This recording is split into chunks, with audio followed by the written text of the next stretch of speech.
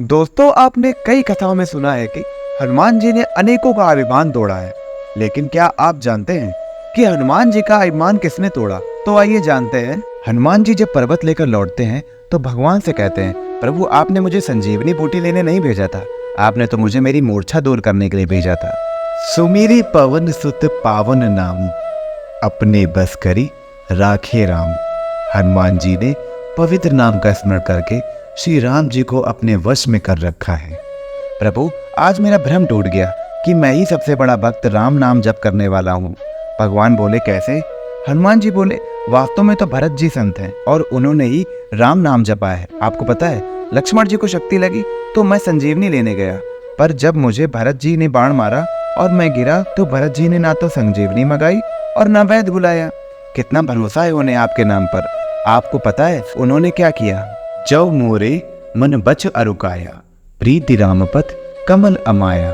तो कपि हो विगत श्रम शूला, जो मोह पर रघुपति अनुकूला। सुनत वचन उठी बैठ कपीसा, कहीं जय जयति कौशलाधीशा।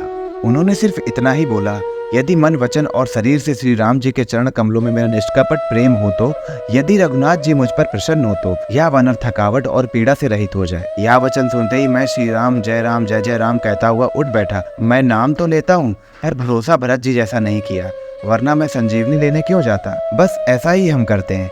हम नाम तो भगवान का लेते हैं पर भरोसा नहीं करते। बुढ़ापे में बेटा ही सेवा करेगा, बेटे ने नहीं की तो क्या होगा। उस समय भूल जाते हैं कि जिस भगवान का नाम हम जप कर रहे हैं वे है ना, पर हम भरोसा नहीं करते। बेटा सेवा करे या ना करे पर भरोसा हम उसी पर करते हैं। और दूसरी बात प्रभु, बाण लगते ही मैं गिरा, पर्वत नहीं गिरा, क्योंकि पर्वत तो आप उठाए हुए थे और मैं अभिमान कर रहा था कि मैं उठाए हुए हूँ, और इसी तरह मेरा दूसरा अभिमान भी टूट गया। इसी तरह हम भी यही सोच लेते हैं कि गृहस्थी के बोझ को तो मैं उठाए हुए हूँ। फिर हनुमान जी कहते हैं, और एक बात प्रभु, आपके तरकश में भी ऐसा बाण नहीं है जैसे बाण भरत जी के पास है। आपने सुबाहु मारीच को बाण से बहुत दूर गिरा दिया था। आपका बाण तो आपसे दूर गिरा देता है, पर भरत जी का बाण तो आपके चरणों में ला देता है। मुझे बाण पर बैठाकर आपके पास भेज दिया। इस पर भगवान बोले, हनुमान जब मैंने ताड़का को मारा और भी राक्षसों को मारा तो वे सब मरकर मुक्त होकर मेरे पास ही तो आते हैं। इस बात पर हनुमान जी बोले, प्रभु आपका बाण तो मरने के बाद सबको आपके पास लाता है, पर भरत जी का बाण तो जिंदा ही भगवान के पास ले आता है। भरत जी संत हैं और संत का बाण क्या है? संत का बाण उसकी बाड़ी है। लेकिन हम करते क्या हैं? हम संत वाड़ी को समझते तो हैं पर सटकते नहीं, और औषधि सटकने पर ही फायदा करती है। हनुमान जी को भरत जी ने पर्वत सहित अपने बाण पर बैठाया तो उस समय हनुमान जी को थोड़ा अभिमान हो गया था कि मेरे बोझ से यह बाण कैसे चलेगा। परंतु जब उन्होंने श्री रामचंद्र जी के प्रभाव पर विचार किया तो वे भरत जी के चरणों की वंदना करके चले गए। इसी तरह हम भी कभी कभी संतों पर संदेह करते हैं कि ये हमें कैसे भगवान तक पहुंचा देंगे।